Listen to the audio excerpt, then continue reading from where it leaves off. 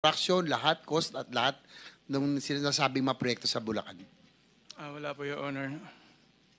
Ang sinasabi lang po nila sa akin ay sila na daw po bahala na gumawa. Wala na akong aalahan. Basta po, yung pong Tagaloob na po ang gagawa. Yun po ang sabi sa akin ni Tagaloob lamang ang Sally. gagawa? Opo, yung taga-DPWH po. Yung Bali, ang sabi sa akin sa'yo, ni Sally.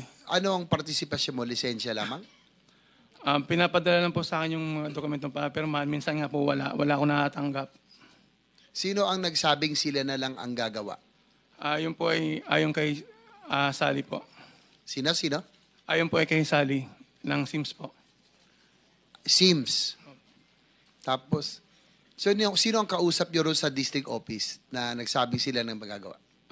Wala po akong direktang kausap sa loob ng opisina, Your Honor.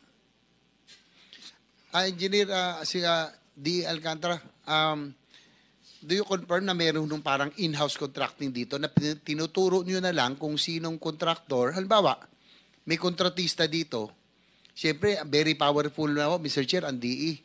Pag sinabing pahiram na lisensya mo, kami ang gagawa o kung may gagawang iba, ito ba yung nangyayari sa inyo pong district office?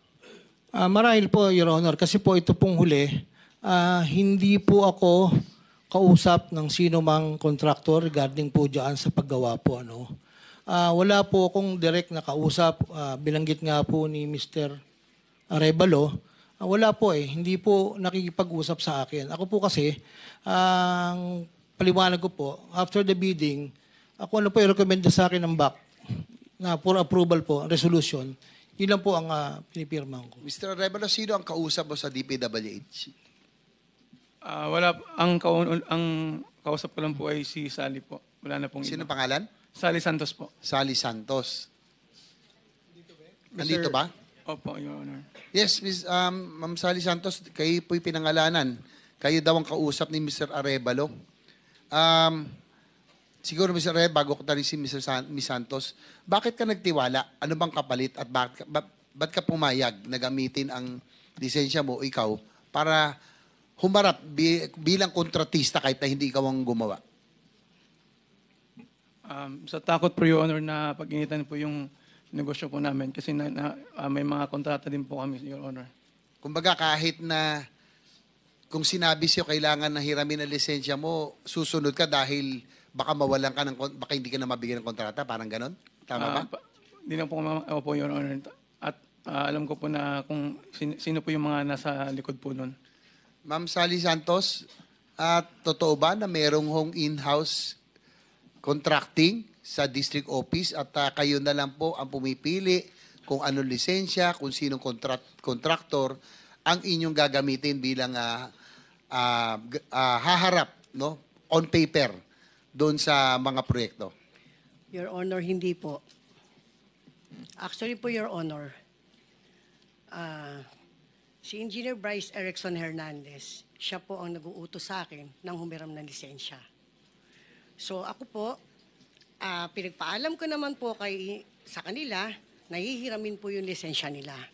So kapag... So ulitin niyo po, ang utos po ni Engineer Bryce Hernandez ay humiram kayo ng lisensya sa mga kontraktor. Yes po. Kasi po, mayroon daw po siyang ibibid ng mga proyekto para sa kanya. Sino po ang gumagawa? Sila po. Sila mismo. In-house nga. Sila po mismo, Your Honor. So itong, siguro, bago bumalik, Mr. Chair, alam ko sumobra na, pero andito na rin tayo, matutumbok na natin. Former D. Alcantara, umamin kayo na may ghost projects kayo doon sa Bulacan, na nakalusot. Tingin nyo ilang porsyento yung ghost? Yung sinabi ko nung isang linggo, may pang-pamilya kayo at may pang-sports. Ilan po yung pang-sports na proyekto? Actually, Your Honor, to be honest, wala pong exact number po sa ngayon. Kasi po, hindi na po ako nakakausap ng mga tao ko po doon. At yung iba po ay suspendido na rin po. I just relay po nung unang report sa akin na mayroon po mangilan-ngilan at unti-unti pong nadidiscover po ito. Actually, I don't even know the location, the title, the amount po, Your Honor. So lahat pinagkatiwala mo kay Engineer Bryce at kay JP Mendoza? So sila talaga ang may alam ng modus dito sa district office nyo? Nagtiwala kayo ng gano'ng kalaki ang tiwala nyo? Tingin ko po, Your Honor, nagtiwala po ako sa kanila because I'm not even a member of the BAC. No po, basta po nirekomenda ng BAC po sa akin, pimipirma po ako because it's a resolution. Actually, may dagdag ko lang po, para po malaman natin ang katotohanan, may mga project engineer naman po na naka-assign dito na pwede po nating tanong pa, bakit po nakapirma ang project engineer, ang section chief, nang wala po talaga yung project? Yun lang po, Your Honor. Salamat po. Ma'am Sally, magtuloy na rin po tayo. Yes. So, pag inutusan ka ni Engineer Bryce, nila JP Mendoza, gumamit ng, humanap ng kontraktor, gamitin yung lisensya nila. Para Yes po, po. ano po yung mga proyektong kanilang ginagawa? Itong mga tinatawag na flood control at yung mga ghost projects, kabilang ba ito rin sa iyong mga binanggit? Yes po, Your Honor. Almost flood control po siya lahat.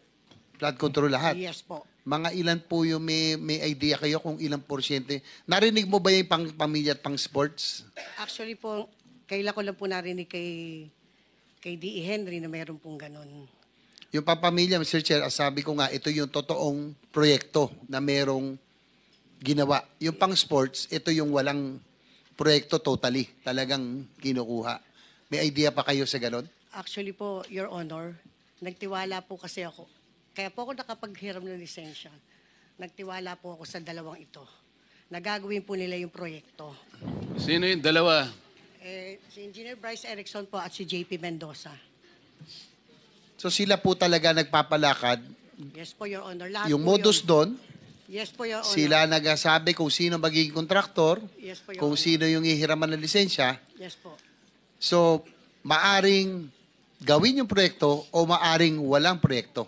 Yes po, Your Honor. Mga ilan kaya sa tingin nyo yung ghost o yung hindi talagang ginawang proyekto na talagang doble na. Meron ng may kita na sa pagiging kontraktor, doble kasi walang diniliber. Your Honor, kailan lang po lumabas po yung issue na yan? So, ang tagal na po yan. Since 2022, nagpapahiram na po sila ng lisensya sa akin.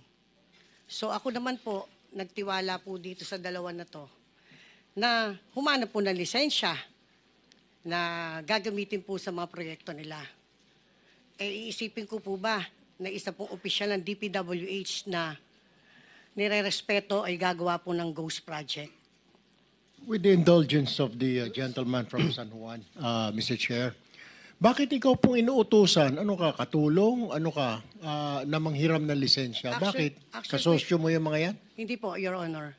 Ano? Isa rin po akong contractor, Your Honor. Kaya nga, So, bakit bali po- ikaw? Bakit hindi pa sa dumiretso si Bryce at saka yung Opo. isa doon kay Wawaw? Ako daw po yung pwede niyo pong kausapin para manghiram. Nakikisuyo po sa akin. Siyempre po ako po, may takot din po ako. Kasi may mga, nandun po ako sa DPWH, pa project po ako. Kung di naman din po ako susunod sa kanila, paano po ako? So what's Paano in po it yung for buhay you? ko? Kaya mo ginagawa yun, sinusunod yung utos nila kasi natatakot ka, baka hindi ka na makakuha ng proyekto, ganun ba? Yes, Your Honor. Ito na, sige pa. Tapusin ko na pa. Engineer Bryce, totoo ba na merong, nakanina banggit may Lamborghini Urus ka? Ang balita, meron ka rin Lamborghini SVJ. Minsan daw, Ferrari ang iyong pinampapasok sa inyong opisina. Parang hindi ka na tinatablan. Pumasok ka, naka-Ferrari at ewan ko lang kung totoo, i-confirm na lang ni D. Alcantara, sinaway mo raw siya dahil pumasok siya minsan naka-Ferrari. Totoo ba? About the Ferrari po, hindi ko po siya nakita personally. May mga chismis lang po at sinabihan ko po siya na hindi po tayo dapat ganyan po sa ating pamumuhay. Yun lang po, Your Honor. I'll be honest. Engineer Bryce, totoo ba na meron ka ma-Ferrari? Wala po, Your Honor. At yung sinasabi pong Ferrari, actually, nakita ko rin po yun sa opisina. Sobrang ganda nga po, pinicturan ko po yun eh. Kanino kaya yon? Upon checking kasi, alam ko, rin po ako na baka matanong niyo po. Bukal po ng Bulacan ng may-ari, si Honorable Willie Villarica po. Hindi man. Anyway, nakikita kasi ba picture mo? Last na lang, Mr. Chair. Mahilig din kay Cirilo. No? Si DE, nakapatek Philip. Yes, Your Honor. Kayo po, may patek din kayo. Meron po, Your Honor. RM, meron kayo. RM. RM. Your Honor, to be honest, Huwag nyo na ginagamit yung to be honest. hindi po. Meron nga, po ako eh. pero hindi, ano lang po, yung copy lang po. Ha? Copy. Ano ba yung RM? Richard Mill po. Kala ko rin na magnanakaw eh. Ano? Miss Sally Santos, tinatanong ni Senator JB, merong pampamilya, merong pang-sports. Yung pampamilya, ito yung merong nagawa talaga sa project. Yes yung pang-sports, ito'y nawala. Yes po, Your Ngayon, Honor. yung sa pampamilya, kung ito ay in-house, sa mga tweet, Engineer Alcantara, Engineer Bryce, ang ginagamit nyo, tao ng gobyerno, equipment ng gobyerno. Di ba? Kayo ang nagko-construct eh.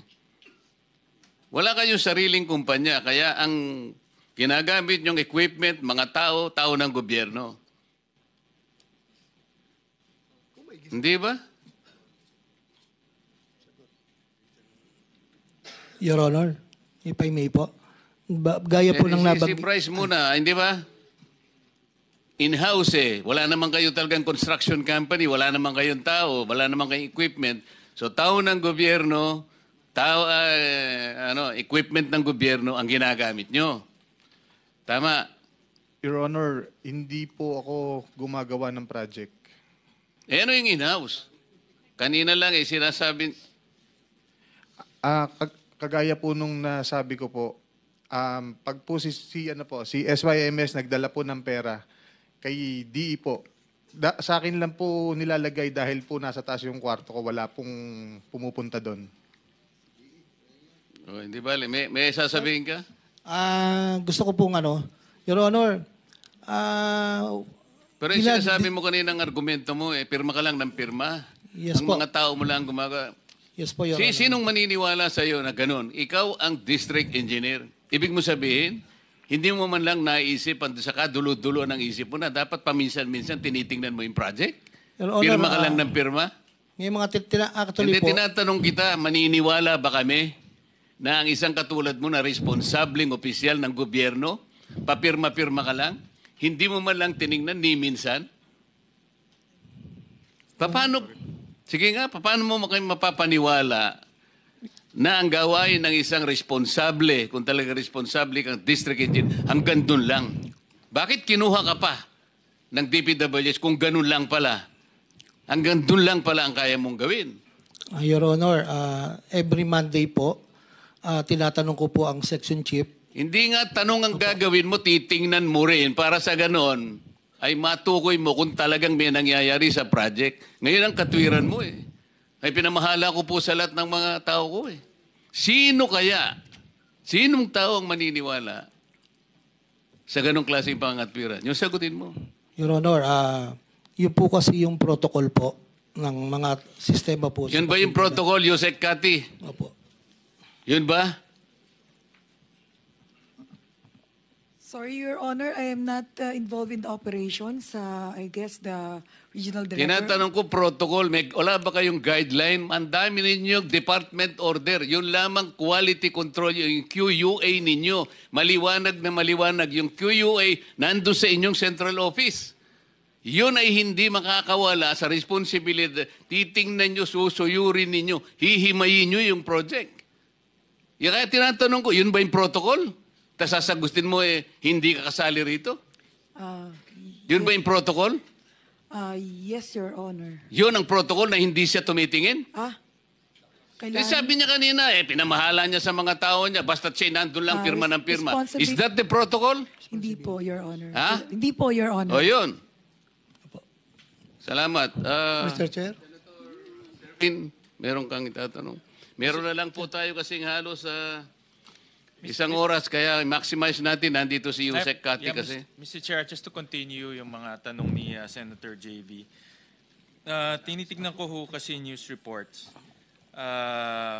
May lumabas na news report on August 20 sa Privilege Pitching Center, Lacson, ang contractor Wawaw Builders, ang amount 77 million, construction of riverbank protection in Malolo City. Another news report lumabas rin, galing rin kay Senator Lacson, Wawa Builders ulit ang gumawa, 77 million. Riverbank Protection Structure in Barangay Iba, Hagonoy. Another news report, Wawa Builders ulit, August 20, 77 million sa Hagonoy ulit. And then meron another news report, September 4, Wawa Builders, 96 million sa Plaridel, Bulacan. Lahat ho to ay ghost projects. According to Senator Lacson, no? Ito yung galing sa kanyang privilege speech.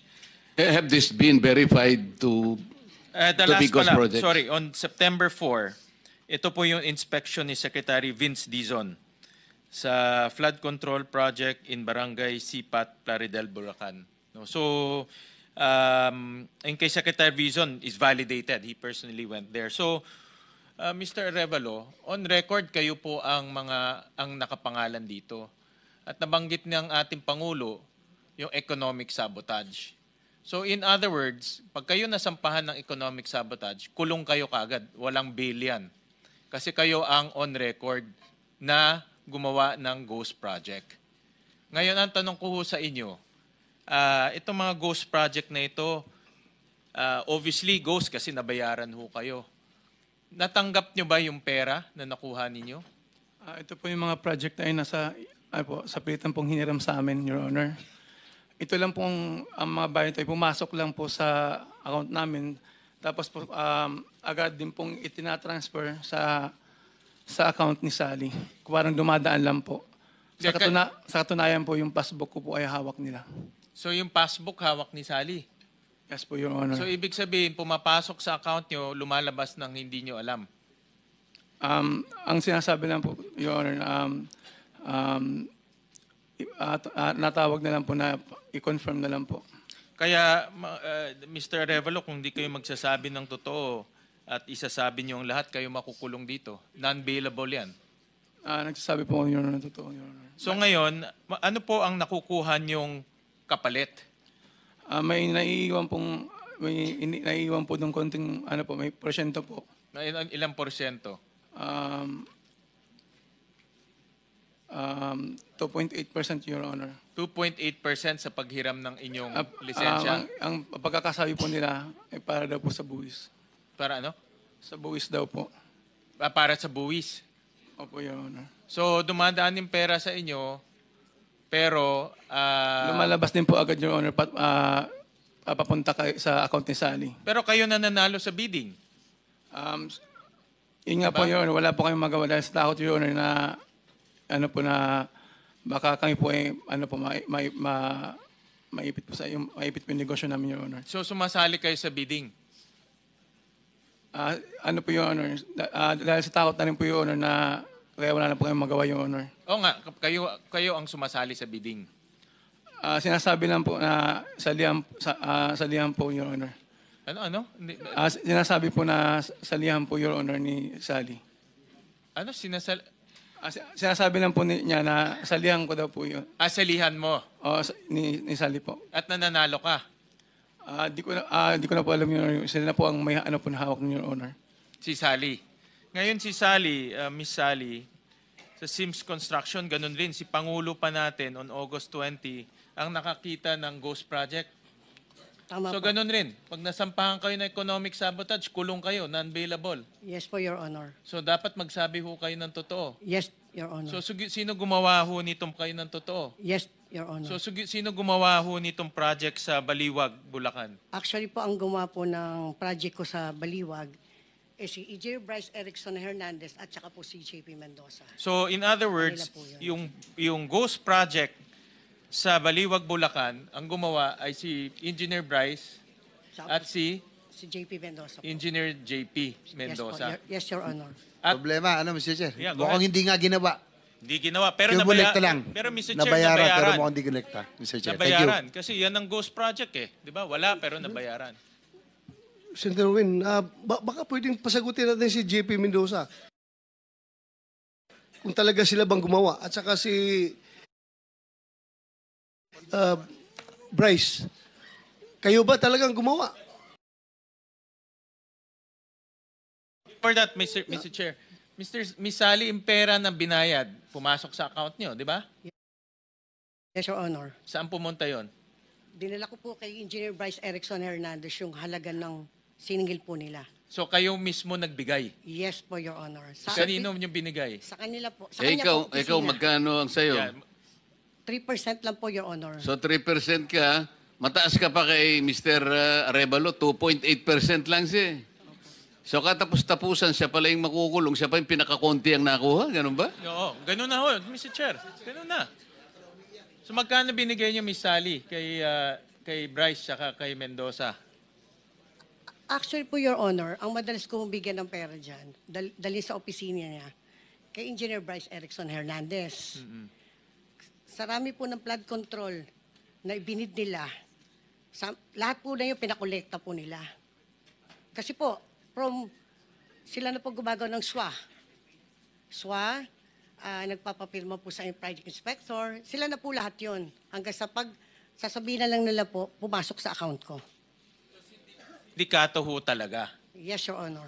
ang gumagawa nito kasi sila rin ang tumatanggap ng project para ma-process yung payment at ibinigay nyo personally sa kanya. Yes, Your Honor. Dito rin kay Mendoza, binigay nyo personally. Actually, po, madalas ko pong bigyan ay si Engineer Bryce Erickson Hernandez.